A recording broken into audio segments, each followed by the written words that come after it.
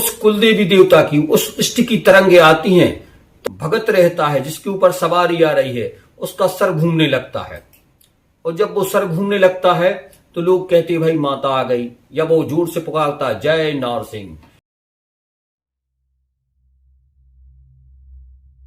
जय महाकाली मां, जय सिंह वाहिनी। दोस्तों, सिद्ध शिव तंत्र में आपका बेहद स्वागत है। कृपया हमारे चैनल को सब्सक्राइब करें, बेल आइकन दबाएं। जब आपने देखा होगा नौ दुर्गा विराजमान होती हैं, जगह जगह मूर्तियां रखी जाती हैं, हमारी माताएं बहनें दर्शन करने को जाती हैं, कहीं पर भक्तें होती हैं, बहुत सी जगह भक्तें होती हैं, मध्य प्रदेश में और भी कई प्रदेशों में भक्तें होती हैं माता की। तो कई लोगों को देवी आ जाती हैं, कई लोगों को देवता आ जाते हैं, किसी को भैरव आ जाते हैं, किसी को नारसिंह आ जाते हैं। तो देवी देवताओं का जो है, जो भगत रहते हैं, जो उपासक रहते हैं, उनके शरीर में देवी देवताओं का आना, यह रहस्य क्या है?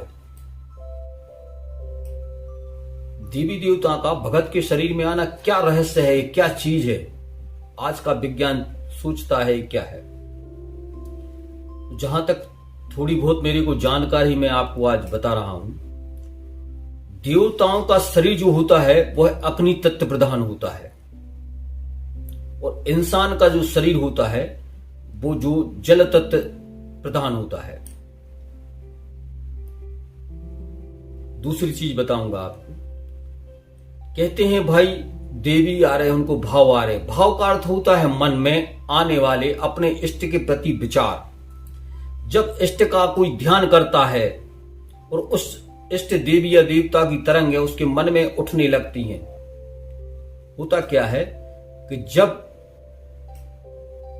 किसी देवी का कोई, जैसे उसका इष्ट है जिसकी वो उपासना कर रहा है, या बीजासेन मैया है, सिंह वाहिनी है, भैरव जी महाराज हैं, और भी कई देवता जैसे गौड़ बाबा है, नारसिंह बाबा है, माचपाल बाबा है, बहुत जब उनमें भाव जाता है, जैसे मैंने बताया भाव का अर्थ मन में आने वाले अपने इष्ट के प्रति विचार। जब बार बार विचार आते हैं, जैसे भक्तें हो रही हैं, अब भगवान उनके प्रति जब विचार आता है तो जो अपना ब्रेन रहता है, यहाँ आज्ञा चक्र होता है। जब आज्ञा चक्र पर उस कुलदेवी देवता की, उस इष्ट की तरंगे आती हैं, तब वो भगत रहता है जिसके ऊपर सवारी आ रही है उसका सर घूमने लगता है। और जब वो सर घूमने लगता है तो लोग कहते भाई माता आ गई, या वो जोर से पुकारता जय नारसिंह, जय महाकाली मां, जय सिंह वाहिनी। तो जब वो जोर से चिल्लाता है तो उसका काबू उसके शरीर पर, उसके मन पर, उसके मस्तिष्क पर नहीं रहता है। फिर उसमें अचानक जोश आ जाता है। अब जो लोग वहां बैठे रहते हैं, जो भजन गा रहे हैं, वो शांत पड़ जाते, भाई माता आ गई हैं भजन सुनकर। तो जब वो भजन सुनता है और उनकी माता के, अपने इष्ट के, अपनी कुलदेवी देवता के रंग में रंगता है, तब वो शक्ति या वो माता या वो भैरव उनके शरीर पे आते हैं। कुछ महिलाओं में देवी तो कुछ पुरुषों में भगवान नारसिंह हैं, काली है, बीजासेन मैया है, काल भैरव प्रवेश करते हैं। तो जब उनमें प्रवेश करते हैं तो वो अजीबोगरीब प्रकार की हरकतें करते हैं। भाई वो तो देवी की सवारी है, वो जो ईश्वरी शक्ति, जो तरंग है छाया रूपी, उसके ब्रेन में आई है। तो पहले ब्रेन घूमेगा, फिर पूरा शरीर झंझनाएगा, कंपन होगी पूरे शरीर में। तब उसके अंदर से जो उत्पन्न विचार होंगे, जैसे सामने वाले ने कोई बात उससे पूछी देवी से, हे माँ हमें ऐसा आशीर्वाद दो, हमारे परिवार में लोग बीमार हैं, वो ठीक हो जाए, माता के तुम्हारा कल्याण हो, वो झाड़ देंगी या भभूति दे देंगी। तो आप देखेंगे कि वो लोग ठीक हो गए, उनके ऊपर माता की कृपा हो गई। माँ किसी ने हमारा घर बांध दिया, ऊपरी कर दिया, माँ कृपा करो, उठाएंगी, नींबू दे देंगे या उड़द दे देंगी, तो आप देखोगे कृपा हो जाएगी। कारण क्या होता है कि उसकी वो कुल देवी उसके शरीर पर है, आ गई है माता की सवारी।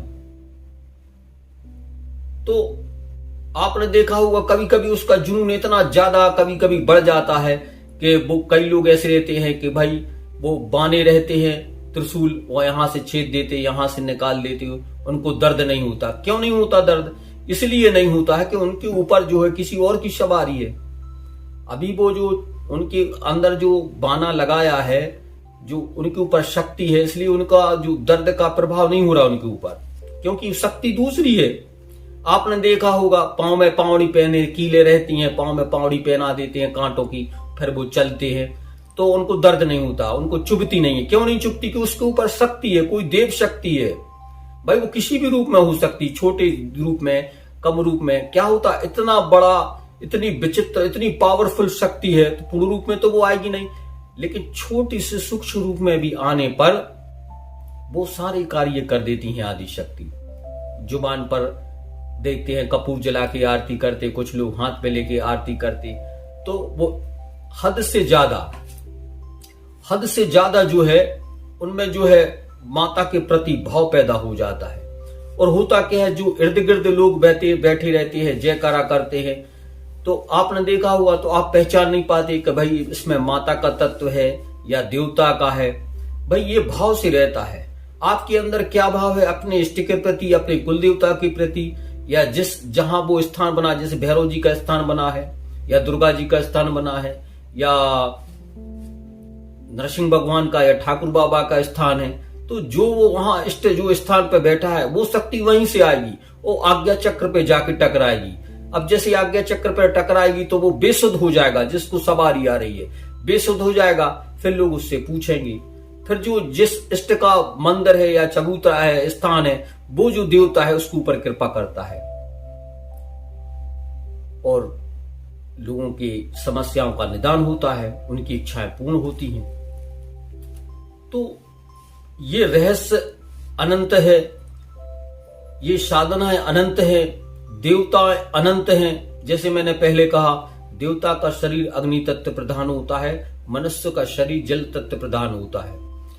तो वो अग्नि तत्व है तो उसी रूप में आएगा जितना जो है इंसान का शरीर झेल सकता है। क्या है कि अग्नि और जल एक साथ तो रह नहीं सकते, लेकिन कुछ समय के लिए देवी देवता का जो तत्व है उसके मस्तिष्क के द्वारा भी तरंगे शरीर में जाके वो कार्य करने लगती है।